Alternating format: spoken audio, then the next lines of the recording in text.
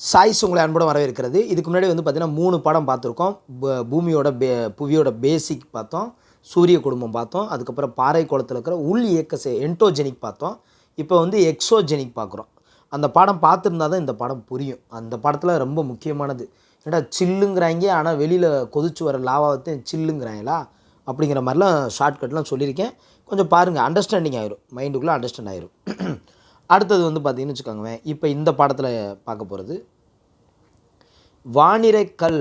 பாருங்கள், வானிரைக்கல் ஆகாய கடவுள்கள் என்பதாகும். இதன் தமிழ் பெயர் அப்படின்னு சொல்லி ஒரு சும்மா இது கொடுத்துருக்காங்க. பட் இது தேவையில்லை, அது மாமல்லபுரத்தில் இருக்கிறது. அண்டர்லைன் பண்ணாமல் இருக்கும்போதே அது சொல்ல மாட்டேன் நான் பொதுவாக.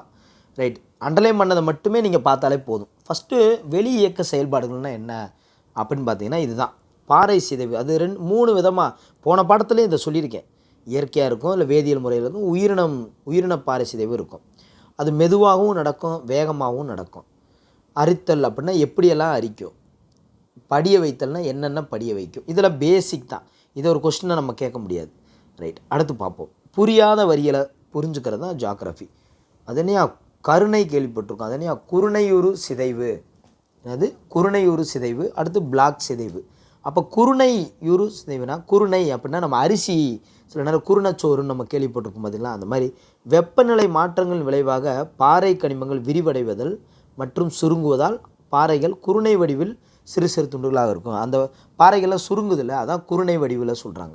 அப்போ இது குருணையுறு சிதைவு. இப்போ பார்த்துட்டு போயிட்டீங்கல்ல, இப்போ பாருங்கள் உங்களுக்கு அங்கே ஈஸியாக இருக்கும். குருணையுறு சிதைவுனா வெப்பநிலை மாற்றத்தால் பாறை என்ன விரிவடைகிறனால குருணையாக அப்படியே கிடக்கும் கீழே பார்த்தீங்கன்னா. பிளாக் சிதைவு, இது மிக அதிக வெப்ப மாறுவியத்தினால் தீப்பாறை படிவு பாறை, பிளாக் தீப்பாறை படிவு பாறைகளாக வரும். இது கிரானைட் பாறைகளாக இருக்கும். கிரானைட்டே பிளாக் கலர் தானே போடுறோம், கிரானைட் கலரே பார்த்துருக்கீங்கல்ல, பிளாக் கலரில் தான் போடுவோம். ரைட்டாங்க, உங்களுக்கு ரைட்டு. ஓகே, அப்போ இந்த பக்கம் ஈஸியாக ஆயிடுச்சு.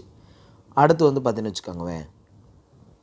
ஓகே, படங்களை சும்மா ஒரு பறவை பார்த்துக்காங்க. பாறை வீழ்ச்சி, செங்குத்தான சரிவின் அடித்தளத்தில் பாறை கூலங்கள் குவிவை தான் பாறை வீழ்ச்சிங்கிறோம். செங்குத்தான சரிவு அது ரொம்ப முக்கியம். ரைட், ரொம்ப ஈஸியாக தான் சார் இருக்கும், ஒன்றும் பிரச்சனை இல்லை. அதனால தான் என்டோஸ்பியர் தான் கஷ்டமாக இருக்குது. எக்ஸோஸ்பியர் ரொம்ப ஈஸி தான். ஆறுகள்னால் என்ன, அரித்தல்னா என்ன, உராய்வுனா என்ன, கரைசல்னால் என்ன, அப்படி தான் இருக்கும்.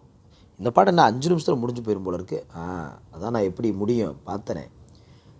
செங்குத்து பள்ளத்தாக்க வி வடிவ வியே பாருங்கள், செங்குத்து வடிவத்தை தான் இருக்குது. அப்போ செங்குத்து பள்ளத்தாக்க வி வடிவ பள்ளத்தாக்கு அப்படின்னு சொல்கிறோம், தெரிஞ்சுக்காங்க. அடுத்து அமெரிக்காவில் அரிசோனா மாகாணத்தில் கொலராடோ ஆற்றின் கிராண்ட் பள்ளத்தாக்கு ஆழம் உடையது. இவ்வளோ ஆழம் இது உலகின் மிகப்பெரிய செங்குத்து பள்ளத்தாக்கு ஆகும். இதுதான் அமெரிக்காவில் கிராண்ட் பள்ளத்தாக்கு ஒன்று இருக்குது அரிசோனாவில். இதுதான் கொலராடோ அப்படிங்கிறது பார்த்துக்காங்க. கொலை அப்படியே எப்படின்னா கொலவன்ற மாதிரி இருக்கும் அந்த பள்ளத்தாக்கில் அப்படின்னு வச்சுக்காங்க. ஆந்திராவில் பெண்ணார் ஆற்றின் மீது அமைந்துள்ள கண்டி கோட்டா இதுவும் பார்த்திங்கன்னா கிராண்ட் செங்குத்து பள்ளத்தாக்கு. அமெரிக்காவில் ஒன்று இருக்குது கொலராடோன்னா, எங்கள்கிட்டையும் இருக்குது கண்டி கோட்டா அப்படின்னு இருக்குங்கிறாங்க. ரைட், அப்போ வி வடிவ பள்ளத்தாக்கு செங்குத்து பள்ளத்தாக்கு பார்த்துட்டோம். ஆற்றின் அரித்தல் காரணமாக அந்த வி வடிவ பள்ளத்தாக்கு உருவாகுது. இந்த பாருங்கள், வி வடிவ பள்ளத்தாக்கு. ஓகே தானேங்க. அடுத்து வெனிசுலாவில் என்ன இருக்குது, ஏஞ்சல். வெனிசுலானாலே அழகாக இருக்குது. அதில் ஏஞ்சல் நீர்வீழ்ச்சி உலகின் மிக உயரமான நீர்வீழ்ச்சி ஏஞ்சல், வெனிசுலாவில். இது ஏற்கனவே கேள்விப்பட்டிருப்பீங்க. இந்த கண்டிக்கோட்டா பார்த்தீங்களா, அப்பா என்ன அப்படியே கல்லை அடிக்கி வச்சு நம்ம அந்த கோயில் கட்டுறதுக்காக அலர் கோயில் போனோம்னா ரோட்டோரமாக கல் அடுக்கி வச்சுட்டு போவோம். இந்த வீடு கட்டுறவங்களாம் கல் அடுக்கி வச்சா வீடு கட்டிடலாம் அப்படிங்க. அது வீட்டில் நம்ம கல் அடுக்கி வச்சா தான் வீடு கட்ட முடியும். நம்ம அங்கே அடுக்கி வச்சா அது ஒரு நம்பிக்கை நடிப்பில் பண்ணுவோம். ஆற்றின் வளைவு மற்றும் நெளிவை மியாண்டர் என்கிறோம். இந்த மாதிரி வார்த்தைகள் தான் ரொம்ப முக்கியம். மியாண்டர், ஆற்றின் வளைவு மற்றும், இப்போ மிரண்டாவை பார்த்துருக்கீங்களா, வளைஞ்சு தானே இருக்குது. இப்போ மியாண்டர் என்கிறோம். இதெல்லாம் அங்கே 7th புக்கில் 8th புக்கில் இருக்கும். குதிரை குழம்பு ஏரி, அது குதிரை குழம்பு ஏரின்னா உங்களுக்கு தெரியும், அது குதிரையில் ஆட வடிவில் இருக்கும், அதனால் குதிரை குழம்பு ஏரின்னு சொல்கிறோம். கலிமுகம் உலகின் மிக வளமான தொகுதியாக உள்ளது. குஜராத்தில் உள்ள நர்மதா ஆறு அந்த கலிமுகத்துக்கு எடுத்துக்காட்டு. குஜராத்தில் உள்ள அந்த நர்மதா ஆறு இருக்குது பார்த்தீங்கன்னா, அந்த கலிமுகத்துக்கு ரொம்ப எடுத்துக்காட்டு. இப்போ டெல்டாக்கு கங்கை, பிரம்மபுத்திரா, இதெல்லாம் கங்கை டெல்டா, உலகின் மிகப்பெரிய டெல்டா கங்கை பிரம்மபுத்திரா டெல்டாங்கிறாங்க. கங்கை பிரம்மபுத்திரா டெல்டா இதுதான் உலகின் மிகப்பெரிய டெல்டா. 4வது கிரேக்க எழுத்து டெல்டா வடிவில் இருக்கான், அதனால் இது டெல்டான்னு சொல்கிறாங்களாம். பார்த்தீங்களா, டெல்டானாலே முக்கோண வடிவம், இது நமக்கு ஈஸி. அது 4வது கிரேக்க எழுத்து டெல்டா வடிவில் இருக்கிறனால இது டெல்டா 4வது எழுத்து. நல்லா கேட்டுக்காங்க, 4வது எழுத்து. ரைட்டு, ஓகே, இது எங்களுக்கு ஈஸியாக போச்சு. அடுத்து ஆற்று கழிமுகம். எஸ்சுவரி என்ற சொல் லத்தீன். அடே அப்பா, கிரேக்க சொல் பார்த்தோம், ஜெர்மனி சொல் பார்த்தோம், ஃபேனுங்கிற வார்த்தையில் ஜெர்மனியில் பார்த்துருப்போம். இப்போ தான் நம்ம என்ன பண்ணுறோம், என்ன பார்க்குறோம், எஸ்சுவரி லத்தீன். லத்தி ஏற்கனவே கரடி அதுக்கு நம்ம பெரிய கரடி பார்த்தோம்னா அது லத்தீன் மொழி சொல் தான், லத்தி எடுத்து விரட்டுவோம். இப்போ எஸ்சுவரி அப்படிங்கிற வார்த்தையும் லத்தீன் மொழி சொல் தான், எஸ்வரியம். ஓகேவாங்க, அதான் எஸ்டஸ். இது இந்த கொஸ்டின் கேட்டிருக்காங்களே, ஏஸ்டஸ், இது ஓதம் என்பது, இதை கேட்டிருக்காங்களே லத்தீன் மொழி சொல், இது போன டெட்டில் கேட்டிருக்காங்களே, பரவாயில்லையே, பார்த்துட்டிங்களா லத்தீன். அடுத்து வில் வடிவ டெல்டா வில் வடிவத்தில் தான் இருக்கும். எக்ஸாம்பிள் மட்டும் பார்த்துக்காங்க, இந்தியாவின் கங்கை பிரம்ம இதெல்லாம் வில் வடிவத்தில் தான் இருக்கான். நம்ம இந்தியாவோட கங்கை பிரம்மபுத்திராலாம், எகிப்தில் இருக்கிற நைல் நதி, அதான் நீளமான நதின்னு சொல்கிறோம்ல, அதுவும் வில் வடிவத்தில் தான் இருக்கான். கலிமுகத்தில் இருக்கிறது ஃப்ரான்ஸில் இருக்கிற ஷீன், கலிமுகம், முகத்தை ஒரு மாதிரி வச்சுட்டு சீன் போடுவாங்கள்ல, அந்த மாதிரி ஃப்ரான்ஸில் இருக்கிற சீன். அடுத்து பறவை பாத டெல்டா. பறவை ஆற்றல் படி வைக்கப்படும் மிக நுண்ணிய படிவு தான், அதான் பறவை பாதம் அப்படி ரொம்ப நுண்ணி தானே, ரொம்ப சின்னதாக இருக்கும், அதனால் பறவை பாத டெல்டான்னு சொல்கிறோம். Right, okay. அடுத்து அதான் அமெரிக்காவில் இருக்கான், மிசிசிபி அப்படிங்கிற இடத்துல. அடுத்து ஏரி டெல்டா அயர்லாந்தில் லோன்னு இருக்கான். ஏரி நம்ம தண்ணி வரணும்னா லோன்னு அலைய வேண்டி தானே இருக்குது. அடுத்து துண்டிக்கப்பட்ட டெல்டா. அடுத்து என்னது, விடுபட்ட டெல்டா. சீனாவில் மஞ்சள் ஆறு இருக்குது பார்த்தீங்களா, அதெல்லாம் இந்தியாவில் கியூக்லி ஆற்று டெல்டாவில் விடுபட்ட டெல்டாவில் இருக்குது. கூரிய வடிவ டெல்டா அப்படின்னா இத்தாலி, இப்போ தாலி வந்து கூர்மையாக தான் இருக்கும், டைஃபர் டெல்டான்னு சொல்கிறாங்க, இத்தாலியில் இருக்கிற டைஃபர் டெல்டா, தெரிஞ்சு வச்சுக்கோங்க, அவ்வளோதான். அடுத்து பனியாறு என்னும் சொல் ஃப்ரான்ஸ். அடி அப்பா, கிரேக்க மொழி பார்த்தோம், லத்தீன் மொழி பார்த்தோம், ஜெர்மனி வார்த்தை பார்த்தோம், இப்போ தான் ஃப்ரான்ஸ் வந்திருக்கோம். பனியாறு சொல்லும் போதே பனினாலே நமக்கு குழுக்குழுன்னு இருக்கும், ஃப்ரான்ஸ்னாலும் நமக்கு குழுக்குழுன்னு இருக்கும். அங்கேருந்து உருவானது அந்த பனிக்கட்டி ஃப்ரான்ஸ், மறந்துடாங்க, குழுக்குழுன்னு இருந்தால் ஃப்ரான்ஸு.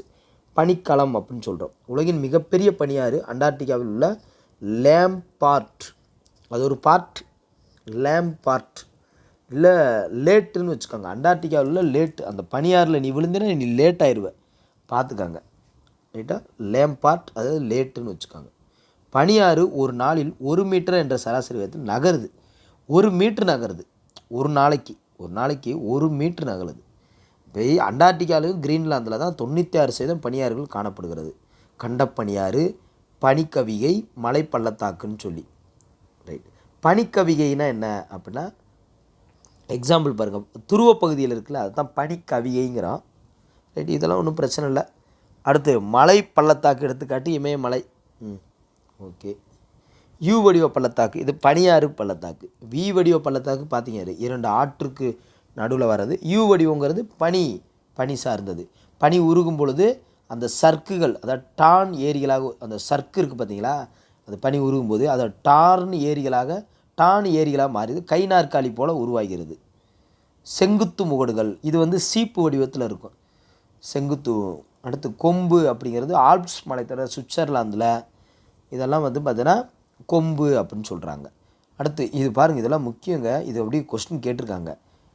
பியர்டு அப்படின்னா பனியாற்று நிலப்பகுதியில் பனியாறு, கடலில் கலக்கும் கடற்கரை பகுதியை பியர்டு அப்படின்னு சொல்கிறோம். இதுக்கு அர்த்தத்தை கேட்டிருந்தாங்க. மொரைன்னா என்ன, பனியாறு புவிப்பரப்பு நகரும் பொழுது தன்னுடன் கடத்தி வரும் பாறை துகள் குவியல்களை மொரைங்கிறோம். குவிச்சு வச்சுருப்பாங்க, எதுவுமே விற்கலைன்னா முறைச்சி பார்த்துக்கிட்டே இருப்பாங்க, பார்த்துருக்கீங்களா, அதான் மொரைன்னு ஞாபகம் வச்சுக்கோங்க. பியர்டுகள் அப்படின்னா இந்த வயருன்னு ஞாபகம் வச்சுக்கோங்க, வயரு. இது வந்து கடலில் கலக்கும்போது அந்த வயராக ஒவ்வொரு வயராக போய் கலக்கும் அப்படின்னு ஞாபகம் வச்சுக்கோங்க. ரைட், அடுத்தது படுகை மொரைன்கள். அதான் மொரைன்னா ஓகே, அதான் படுகை முறைகள். இது படுகை இருந்தால் படுகை முரண், வெறும் முறைன்னா வெறும் முறை, அவ்வளோதான். பாருங்கள், அதை பக்கவாட்டு முறைங்கிறாங்க, இது படுகை முறைங்கிறாங்க.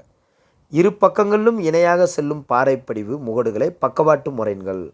முறைன்னா என்னென்னு பார்த்துட்டோம். பொதுவாக பனியாறு புவிப்பரப்பில் நகரும் போது அதை பாறை துகள்கள் குவியல்களாக இருக்கும், அது முறை. அதை பக்கவாட்டு முறைன்னா என்னென்னு பார்த்துட்டோம். பக்கவாட்டு போனால் பக்கவாட்டு முறைனா, படுகையில் போனால் படுகை முறைனா. அப்படி அப்பா, இது ரொம்ப ஈஸியாக இருக்கே. அடுத்தது மத்திய முறை, மத்தியில் போனால் மத்திய முறை. அட போங்கப்பா, நாங்களே படிச்சிட்டோம். அடுத்தது கார்ஸ்ட் என்பதன் பொருள் பாறை மலை. இது யூகோஸ்லேவியா மற்றும் அங்கே இருக்கிற வார்த்தையை எடுத்திருக்காங்க. யூகோஸ்லேவியா அப்படிங்கிற நாட்டு மொழிச்சொல்ல கார்ஸ். உனக்கு கார் இருக்கா? கார் இருக்குது, யூ கோ, அவ்வளோதான். அதான் யூ கோ அப்படிங்கிறது கார் இருக்கா உனக்கு, யூ கோ. பனியாறு அது பிரான்ஸு. பார்த்தீங்களா? அடுத்தது இந்த இது ஒன்று இருக்கும், டோலைன். டோலைன்னா என்னென்னா அந்த கார்ஸ்ட் நிலத்தோட உட்பகுதி நிலத்தின் நீரின் அரித்தல் ஏற்படும் பள்ளங்கள் தான் டோலைன். இப்போ டோலாக்குங்கிறது பள்ளம் மாதிரி இருக்கும் பார்த்துருக்கீங்களா, டோலாக்கு.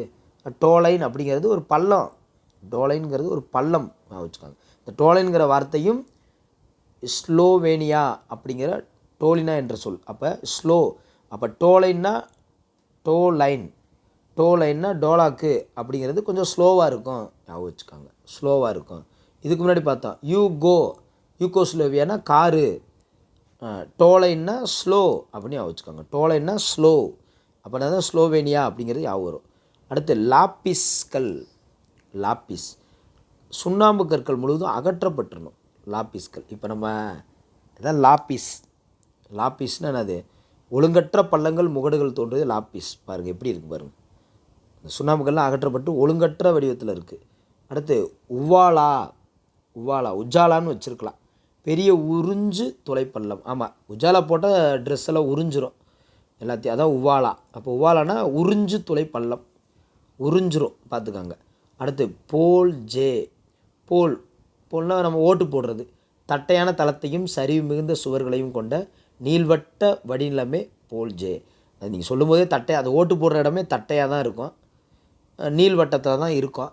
ஓட்டை போட்டு நாங்கள் வந்துடுவோம். அப்போ போல்ஜே ஈஸியாக இருக்குது. குகைகள் தெரியும், அவ்வளோதான். பார்த்தீங்களா எக்ஸோஸ்பியர் எவ்வளோ ஈஸியாக இருக்குன்னு. அடுத்து சியூகன், உராய்ந்து தேய்தல். சியூகன் காற்றின் உராய்ந்து தேய்தல் செயலினால் உருவாகும் நிலத்தோற்றத்தை தான் சியூகன்கிறோம். பாருங்கள், காற்றுல உராய்ந்து தேய்தல், அதுதான் சியூகன் அப்படிங்கிறோம். யார்ரா நீயே அப்படின்னு கேட்குற மாதிரி காற்று வீசும் திசைக்கு இணையாக இருந்தால் என்னடா எல்லாம் எனக்கு இணையாக வந்து நிற்கிற யார்ரா நீயே அப்படிங்கிறது. எனக்கு இணையாக வந்தால் யார்ரா நீன்னு கேளுங்க. சியூ பாயின்னு சொன்னால் இப்போ டக்குன்னு என்ன பண்ணுவான், உராய்ந்து தேய்தல்னா இப்போ சோல்டர் இடிச்சிட்டு ஒருத்தர் வெளில போயிட்டான், ஏன்னா இடிச்சிட்டு நியூஸாக போயிட்டுருக்கா, சியூ பாய் எனக்கு வேலை இருக்குது அப்படின்னு போகிறான்னா உராய்ந்து தேய்தல்னா சியூ பாயின்னு போயிடுவான். இணையாக நிற்கிறான்னா யார்ரா நீன்னு கேட்கலாம், அவ்வளோதான், யார்டாங்க. அடுத்து பர்கான்ஸ் பாலைவனத்தின் மிகச்சிறந்த பர்கான்ஸ் பார்த்தாலே ஈஸியாக தான் இருக்குது, ஒன்றும் பெருசாக கஷ்டம் இல்லை. பர்கான்ஸ் அப்படிங்கிறது பாலைவனத்தின் மிகச்சிறந்த ஒரு நிலத்தோற்றம் தான் பர்கான்ஸுங்கிறோம். பரவாயில்ல. அடுத்தது ஊதுத்துளை. அதனே ஊதுத்துளை, நான் ஊதி பற்றி கேள்விப்பட்டிருக்கோம். கடல் குகையின் கூரையின் மீது கடல் அலையில் நீர் மற்றும் வாயு தாக்க செய்யலாம். இதுதான் இந்த இப்போ கடல் தண்ணி இருக்குது பார்த்திங்கன்னா, இந்த பாறை வழியாக மேலே எலும்பி வந்துட்டு அப்படி போகும்ல, அதுதான் ஊதுத்துளைன்னு சொல்கிறாங்க. சரி, தெரிஞ்சுக்கிட்டோம், பட ரீதியாகவே நல்லா தெரிஞ்சுக்கிட்டோம். காயல்னால் நம்ம இப்போ மெரினா பீச்சில் போகிறீங்க, அந்த மணல்லாம் இருக்குல்ல, பீச்சுங்கிறது நமக்கு அந்த தண்ணி, அந்த காயலுங்கிறது தான் மணல். அந்த நீங்கள் உட்கார்ற மணல் இருக்குல்ல, அதுக்கு பேர் காயல். அவ்வளோதான், முடிஞ்சு போச்சு. பாருங்க, 13 நிமிஷத்தில் முடிச்சிட்டோம். ரைட்டாப்பா? So thank you to all. Thank you.